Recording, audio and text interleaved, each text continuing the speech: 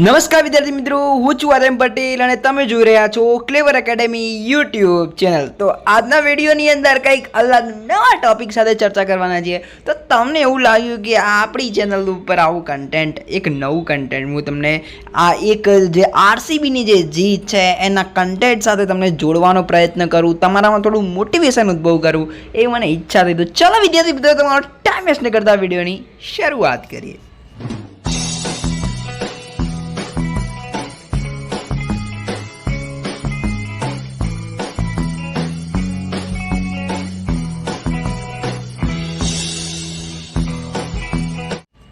તો વિદ્યાર્થી મિત્રો, તમે આઈપીએલ તો જોઈ જ રહ્યા છો, બધાને ખબર છે અને તમારી બી ફેવરેટ આરસીબી હશે, અડધાની ફેવરેટ યાર સીએસકે વાળાનું દિલ તૂટ્યું હશે, બરાબર। પરમ દિવસ જે મેચ હતી એની અંદર દિલ તૂટ્યું હશે તમારું બી, બરાબર।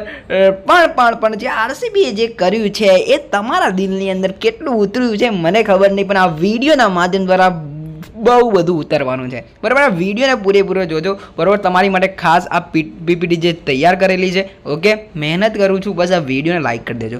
તો જો વિદ્યાર્થી મિત્રો, સતત નિષ્ફળતા એ જ સફળતાનું કારણ છે, તો બધાને ખબર જ છે। આપણા વિડીયોની શરૂઆત બસ આ એક મસ્ત વિધાન દ્વારા આપણે ચાલુ કરવાના હતા।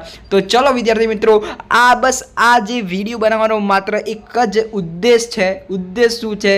તો તમારા જે ભણો છો, તમે જે ભણો છો એ ભણવા ખાતર નથી ભણવાનું, તમારે એ એક લાઈનની અંદર ભણવાનું છે। એ તમે પહેલાં વાંચો છો, બરાબર, શરૂઆતમાં તમે વાંચો છો, પછી એ વાંચતા જ નથી, એવું કરવાનું નથી, બરાબર।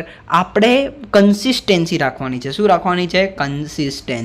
કન્સિસ્ટન્સી બહુ એક ટીમ દર્શાવે છે આરસીબી, બરાબર છે। હવે વાત કરીશું તો જો વિદ્યાર્થી મિત્રો, આઈપીએલનું એક પોઈન્ટ ટેબલ છે, તમને ખબર છે, જે ક્રિકેટ જોવે છે એમને ખબર જ છે કે પહેલાં સલંગ 8 મેચો એમને રમી હતી અને એની અંદર ખાલીમાં ખાલી એક જ જીત્યા હતા આરસીબી, બરાબર। અને પછી આ પોઈન્ટ ટેબલ કંઈક અલગ જ મોડમાં ઊભું થઈ જાય છે અને છેલ્લે રોયલ ચેલેન્જર્સ બેંગ્લોર 14માંથી 7 જીતી જાય છે, એટલે કે સલંગ 6 મેચો જીતી જાય છે। આ કેવી રીતે શક્ય બને? અસંભવને સંભવ કરવું એ તમારા હાથમાં છે, તમે કેટલી મહેનત કરો છો એ તમારા હાથમાં છે, બરાબર છે। તો જો અહીંયા હવે દેખો, જો તમે પણ અત્યારે ભણવામાં નબળા છો તો દિવસે દિવસે તમારું પરફોર્મન્સ સુધારો, કારણ કે જે રોયલ ચેલેન્જર્સ બેંગ્લોરે કર્યું એ તમારે કરવાનું છે। હવે તમે 12માં કોમર્સમાં આવી ચૂક્યા છો, તો તમે બી તૈયારી શરૂ ના કરી હોય તો જલ્દીથી કરી લો। તમારામાં જે ઇમ્પ્રુવમેન્ટ લાવવાના હોય, તમારે જે લખવાની સ્પીડ ઓછી હોય તો લખવાની સ્પીડ વધારો, જો તમને કોઈ ટોપિક યાદ ના રહેતો હોય તો એને કોઈ ફોર્મ્યુલા દ્વારા યાદ રાખો, પણ તમારે કંઈ ના કંઈક તમારે પરફોર્મન્સ સુધારવાનું છે। આપણે આગળ વાત કરીએ છીએ કેવી રીતે સુધારવાનું છે, શું કરવાનું છે, ઓકે।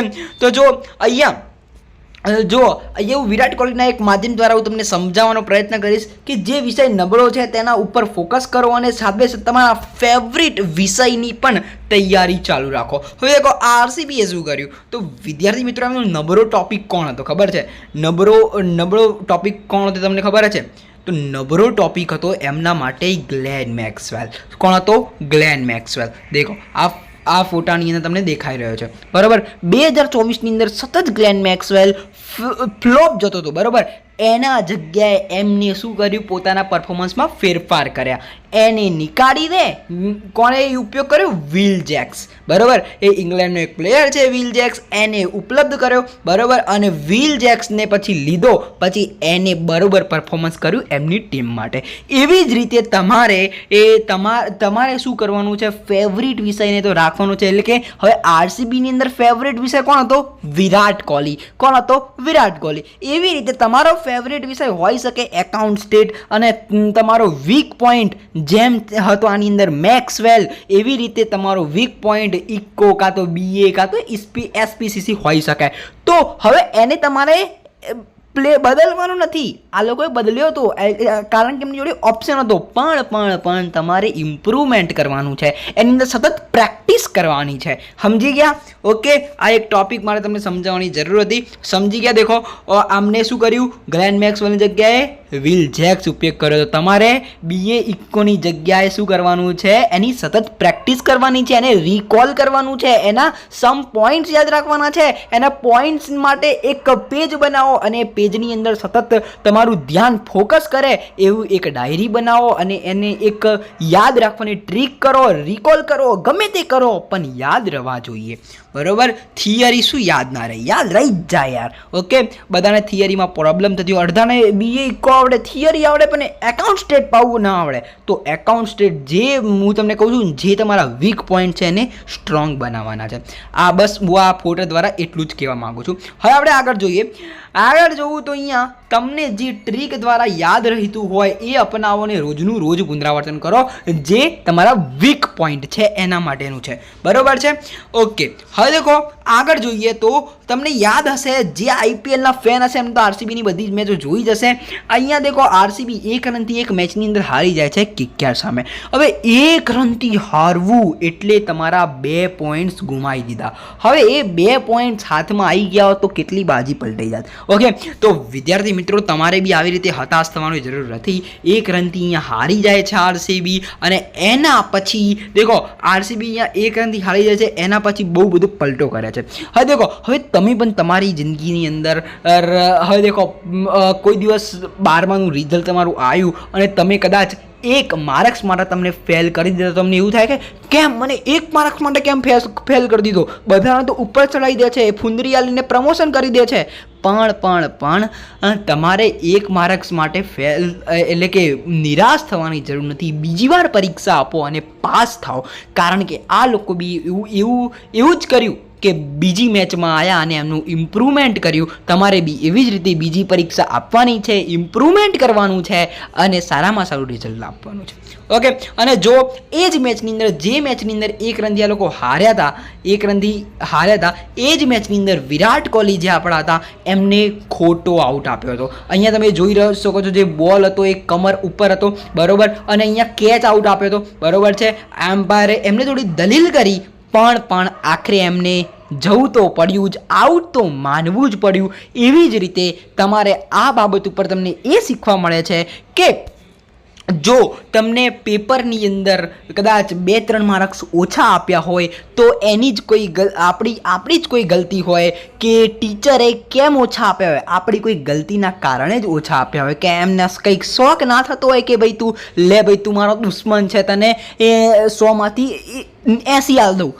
તમારી કોઈ ભૂલ હોય તો જ આપ્યા હોય. એટલે તમારી ભૂલને ઇમ્પ્રૂવ કરો, એટલે કે એક્સેપ્ટ કરો અને ભૂલને સુધારવાનો પ્રયત્ન કરો. એવી જ રીતે વિરાટ કોહલીએ થોડી દલીલ કરી, એ પણ એને એક્સેપ્ટ કરી, પણ એના પછી એમને ઇમ્પ્રુવમેન્ટ કર્યું. જો એનું ઇમ્પ્રુવમેન્ટ બતાવું છું, દેખો આ મેચ હાર્યા બરાબર કોલકાતા સામે, એના પછીની મેચ, પહેલાં 7 મેચો તો હારી જ જાય છે, પછી વોન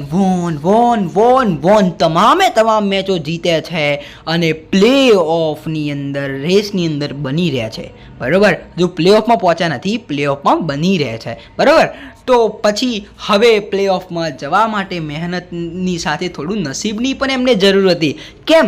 જો તમે મહેનત કરતા હોય ને તો થોડું નસીબની બી જરૂર હોય. કેમ એવું તમને વાત કહું. ધારો કે તમે બોર્ડની અંદર પેપર લખી લીધા, બરાબર, તમારી રીતે સારું ઇમ્પ્રુવમેન્ટ કરી લીધું, સારામાં સારું પેપર પ્રેઝન્ટેશન કર્યું, જે સાચો સવાલ છે એ બી કરી લીધો, પણ કદાચ કોઈ સારા સાહેબ આવી જાય, પેપર ચેક કરવાની અંદર સારા સાહેબ આવી જાય તો 2-3 માર્ક્સ વધારે બી મળી જતા હોય છે. બરાબર, આ એક થોડું નસીબની જરૂર છે. બરાબર છે, પણ એવી જ રીતે હવે પ્લે ઓફમાં જવા માટે RCBની નસીબની જરૂર હતી. કેમ? કારણ કે CSK સામે જે મેચ રમાવાની હતી એની અંદર પાછું 18 રનથી જીતવાનું હતું. જો 18 રનથી ના જીતે તો પાછું પ્લે ઓફની અંદર બહાર ફેંકાઈ જાય. અને પાછું RCBની મેચની અંદર કેવું હતું કે વરસાદ આવવાની બી શક્યતા હતી, અને વરસાદ પાછું આવે તો પાછી મેચ રોરાઈ જાય અને RCB પાછું હારી જાય, CSK જીતી જાય. તો કેટલું બધું નસીબ. વિચાર કરો કે CSKના જીતવાના 99% ચાન્સ હતા, જ્યારે RCBનું જીતવાનું 1% ચાન્સ હતો. 1% ચાન્સે RCBની જિંદગી સુધારી છે, એટલે કે પ્લે ઓફની અંદર એમને સ્થાન નક્કી કર્યું છે. અને જે આપણા જે બોલર છે યશ દયાલ, એમની બી કહાની અદ્ભુત છે. આપણે કોઈક વિડીયોના માધ્યમ દ્વારા શીખીશું. બરાબર, એમને શું હતું, બરાબર, છેલ્લે મહેનતનું પરિણામ દરેકને મળે જ છે. જેમ આપણા વિરાટ કોહલી આરસીબી માટે સતત રન મારી રહ્યા હતા, બીજો કોઈ બેટ્સમેન નહોતો મારી રહ્યો, ત્યારે આપણા વિરાટ કોહલી એકલા મારી રહ્યા હતા, તમને ખબર જ છે, બરોબર છે. અને છેલ્લે એમને સતત પરિણામ તો મળી જ ગયું. જો આજે છેલ્લો જે ફોટો છે એ છે વિનિંગ મોમેન્ટ. એ સીએસકે સામે જીત્યા છે, બરોબર છે. જે સીએસકે, જે ચેન્નઈ સુપર કિંગ્સ 5 વાર ટ્રોફી જીત્યું છે એમની સામે જીત્યા છે. એવી જ રીતે તમારે બી તમારી જિંદગીની અંદર સુધારવાનું છે, ઇમ્પ્રુવમેન્ટ કરવાનું છે, તમારે બી બોર્ડ ચેમ્પિયન બનવાનું છે. ધોરણ 12 કોમર્સની અંદર તમારે અત્યારે બોર્ડની અંદર હોય તો આ વાતને, મારી વાતને ઉમેર દેજો, તમારા જીવનની અંદર ઉતારજો. એવું જ નથી બોર્ડ માટે, આખી લાઈફ માટે મારું સ્ટેટમેન્ટ યાદ રાખજો કે જો મહેનત કરશો તો પરિણામ મળશે ને મળશે. તો વિદ્યાર્થી મિત્રો, છેલ્લે એવું જ કહેવા માંગીશ કે અહીંયા આવું લખ્યું હતું, વી બિલીવ ઇન યુ આરસીબી. જે ફેન્સ હતા એમને આરસીબી ઉપર ભરોસો હતો, એવી જ રીતે પરંતુ આ કાર્ય પોતાની ઉપર ભરોસો હશે તો જ થશે. જે પણ મુશ્કેલ કાર્ય છે, અસંભવ કાર્ય છે ને સંભવ બનાવવું છે તો પોતાની ઉપર ભરોસો રાખવો પડશે, બિલીવ રાખવું પડશે ને મહેનતને જારી રાખવી પડશે, કન્સિસ્ટન્સી પરફોર્મન્સ કરવું પડશે. એટલે કે તમારે બી રોજ 4 કલાકનું વાંચન કરતા હોય તો 4 કલાકનું કન્સિસ્ટન્સી વાંચન કરવું પડશે.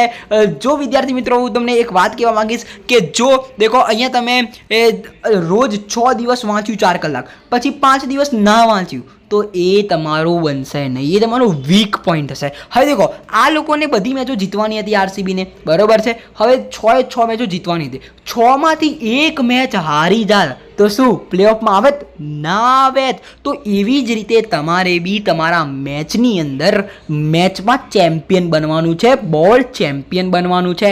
રોજના 4 કલાક તમે જે નક્કી કર્યા હોય, રોજના 2 કલાક તો 2 કલાક વાંચવાનું, એટલે વાંચવાનું, કન્સિસ્ટન્સી પરફોર્મન્સ કરવાનું છે. તો વિદ્યાર્થી મિત્રો, આપણો વિડીયોનો માધ્યમ કેવો લાગ્યો, કેવી રીતે મેં તમને સમજાવ્યું, નીચે કોમેન્ટ્સમાં જરૂરથી લખજો કે મને એક મોટિવેશન મળે છે. તમને મોટિવેશન આ વિડીયોના માધ્યમ દ્વારા કેટલું મળ્યું નીચે કોમેન્ટ્સમાં જરૂરથી લગાવજો. વિડીયો સારો લાગે તો લાઈક કરજો, ચેનલની અંદર નવા ચેનલ સબસ્ક્રાઇબ કરજો, બેલ આઇકન જરૂર પ્રેસ કરજો. મળીશું નેક્સ્ટ વિડીયોમાં. ત્યાં સુધી good bye, take care, all the best.